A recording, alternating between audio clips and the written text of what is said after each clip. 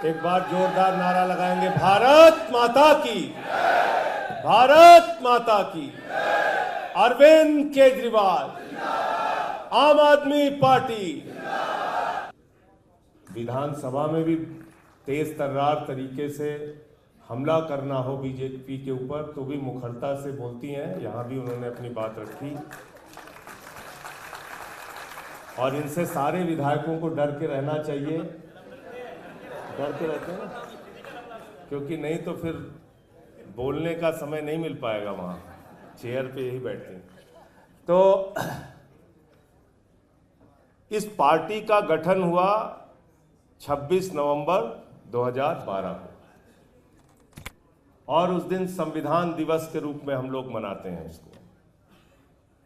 तो जब इस पार्टी का गठन हुआ संविधान दिवस के दिन, जिस संविधान को बाबा साहब डॉक्टर भीमराव अंबेडकर जी ने बनाया, तो हमारा मकसद बहुत साफ था कि ये पार्टी बनी है बाबा साहब डॉक्टर भीमराव अंबेडकर जी के द्वारा बनाए गए संविधान को बचाने के लिए, उसकी रक्षा करने के लिए, और उसके लिए जो भी कुर्बानी हमें देनी पड़ेगी उसके लिए हम तैयार हैं। और हमेशा ऐसा होता है हमारे साथ कि ये पार्टी खत्म हो गई, अब तो इनका सफाया हो जाएगा, अरे ये कहां से टोपी वाले आ गए, ये कौन सी पार्टी है। मैंने तो साथियों बहुत जलालत झेली है, आज से नहीं। 2011 में अन्ना आंदोलन के समाप्त होने के बाद जब हम लोगों ने पार्टी बनाई, Arvind Kejriwal ji 45 degree 46 degree temperature में गली गली मोहल्ले मोहल्ले संगठन बनाने के लिए जाते थे तो लोग हंसते थे हमारे ऊपर। कोई गंदी नाली का कीड़ा कहता था, कोई कहता था ये तो टेम्पू वाले हैं, कोई कहता था ये तो सफाई कर्मी है, कोई कहता था अरे इनके साथ तो रिक्शे वाले जुड़े हैं, अरे ये तो झुग्गी वालों की पार्टी है। तमाम तरीके से अपमानित किया गया। लेकिन वही झुग्गी वालों की पार्टी, वही सफाई कर्मियों की पार्टी, वही ऑटो वालों की पार्टी, वही गरीब आदमी की पार्टी 2013 में हम लोग लड़े। तो जब हमको कहा जाता था कि 6% वोट आ गया तो हम राजनीति से संन्यास ले लेंगे, 2013 में देश की राजधानी दिल्ली में आपने परचम लहराने का काम किया, 28 सीटें आई और हमने सरकार बनाई। 14 का चुनाव लड़े, हमारी जमानतें जब्त हुई देश भर में। और केजरीवाल जी वो वाकया सुनाते भी हैं कि जब वो आए और अपने घर में जा रहे थे कौशाम्बी, तो गेट पे खड़ा हुआ, गेट का जो दरबान होता है, उसने कहा आ गए आप, गए थे मोदी से चुनाव लड़ने, और हमारा हंसी मजाक उड़ाया गया।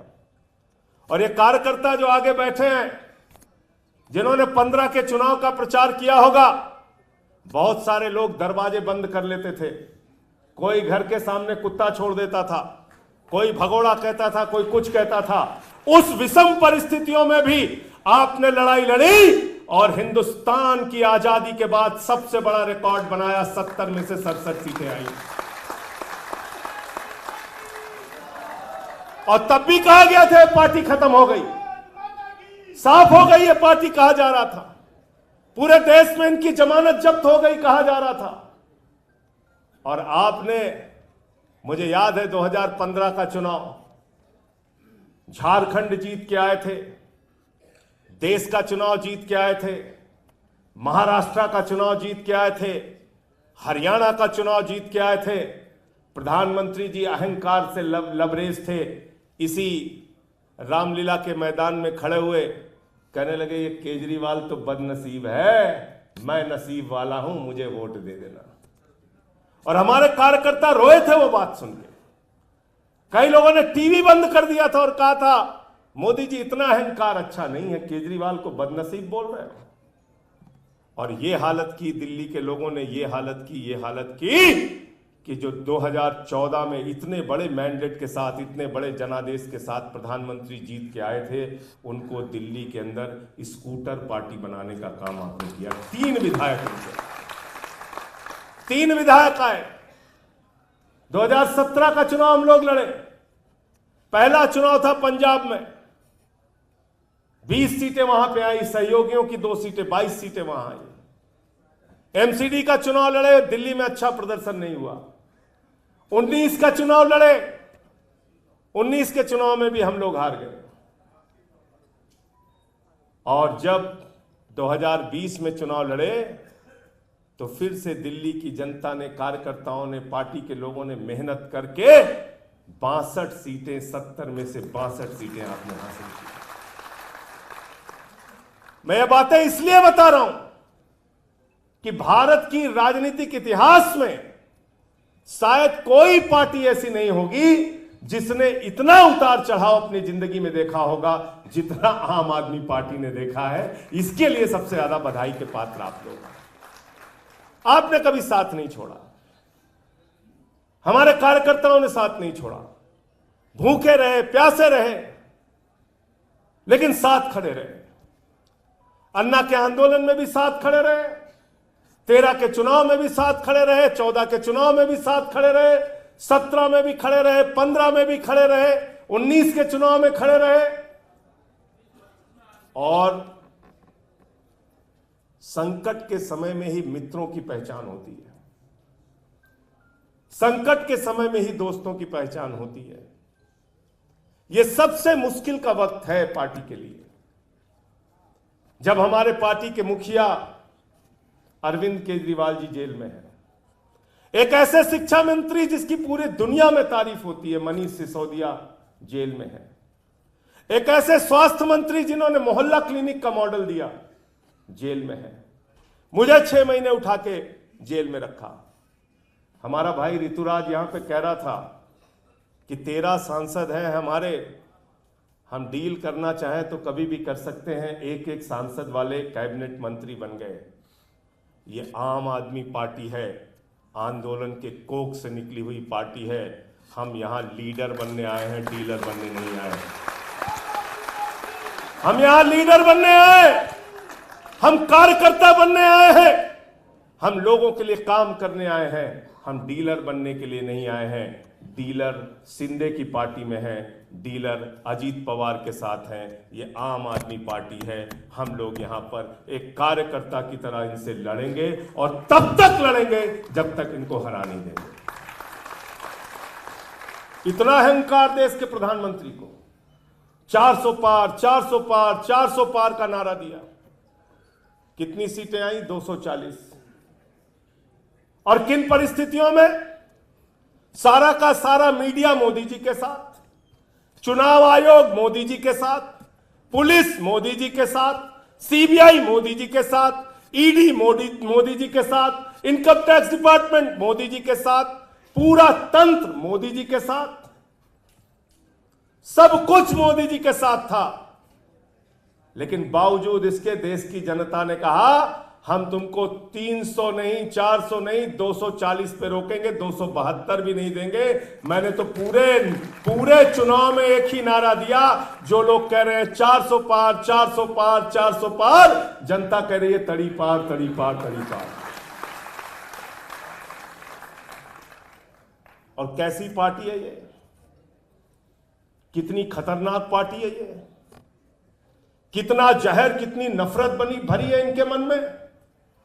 पहले मुसलमानों को गाली दिया, फिर सिखों को गाली दिया, फिर ईसाइयों को गाली दिया, फिर बौद्धों को गाली दिया, फिर जाटों को गाली दिया, फिर मराठों को गाली दिया, फिर किसानों को गाली दिया, फिर पहलवानों को गाली दिया, अब अयोध्या वासियों को गाली दे रहे हैं, हिंदुओं को गाली दे रहे हैं। अरे अयोध्या में भगवान श्री राम ने तुमको हराया है, तुम्हारे अहंकार को तोड़ने का काम किया है। क्योंकि भगवान श्री राम का संदेश था कि मुझे रावण का भी अहंकार पसंद नहीं है, मोदी का अहंकार तो उसके आगे कुछ भी नहीं है। इतना अहंकार। क्या गाना गा रहे थे भाजपाई? जो राम को लाए हैं हम उनको लाएंगे। कह रहे थे कि नहीं कह रहे थे? भगवान श्री राम की इतनी छोटी फोटो, मोदी जी की इतनी बड़ी फोटो। मोदी जी बड़े भगवान बन गए, तुमका हाथ पकड़ के लेके जा रहे। और मैं अवध का ही रहने वाला हूं, सुल्तानपुर कुशभवनपुर जिसको कहते हैं। रामपथ गमन मार्ग है, एक रामपथ गमन मार्ग अयोध्या से लेके चित्रकूट तक। तो अयोध्या हारे, सुल्तानपुर हारे, प्रतापगढ़ हारे, प्रयागराज हारे, कौशाम्बी हारे, चित्रकूट हारे, रामपुर हारे, सीतापुर हारे, सभी जगह इनका सफाया हो गया, सफाया।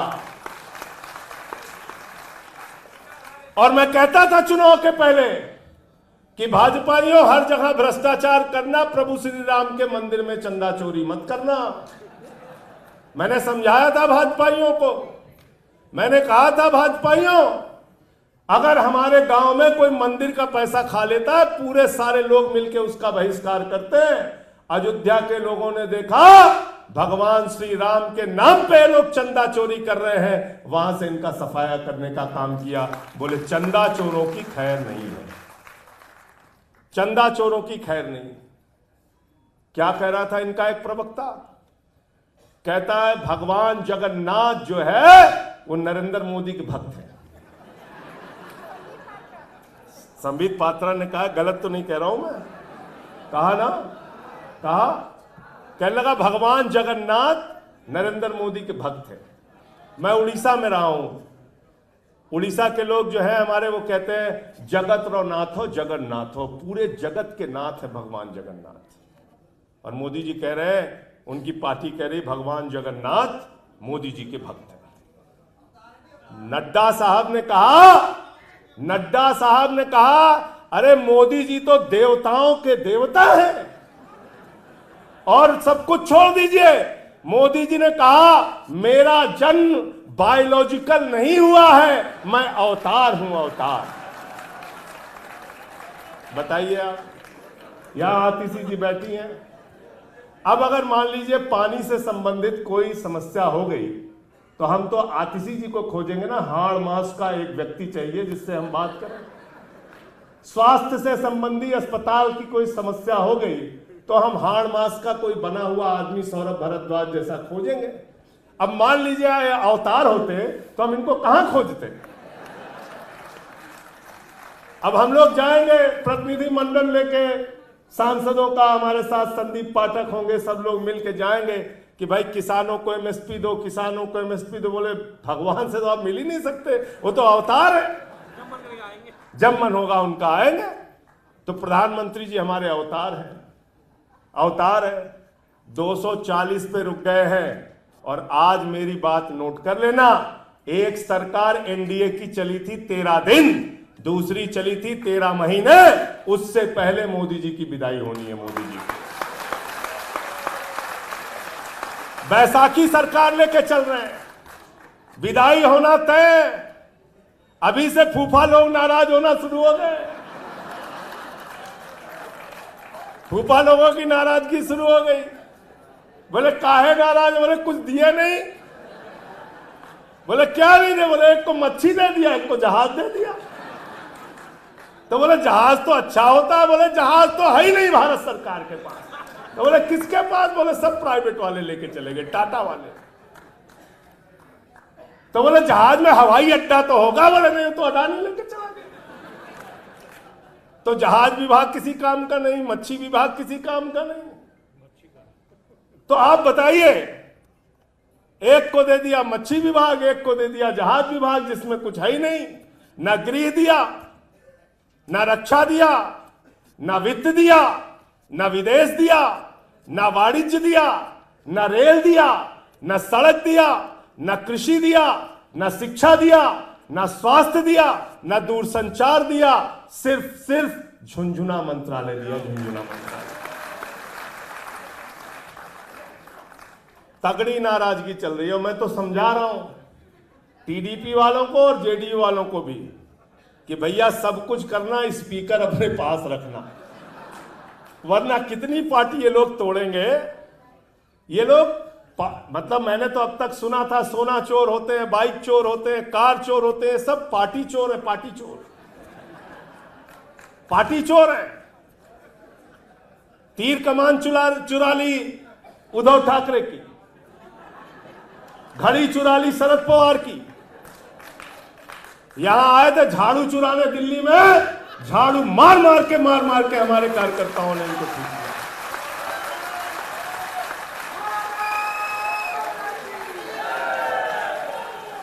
एक को पंजाब में ले जा पाए, एक को पंजाब में ले गए, हमारे सांसद को बीजेपी से चुनाव लड़ाया। क्या हाल हुआ संदीप भाई उसका? हार गया ना। कै नंबर पे था?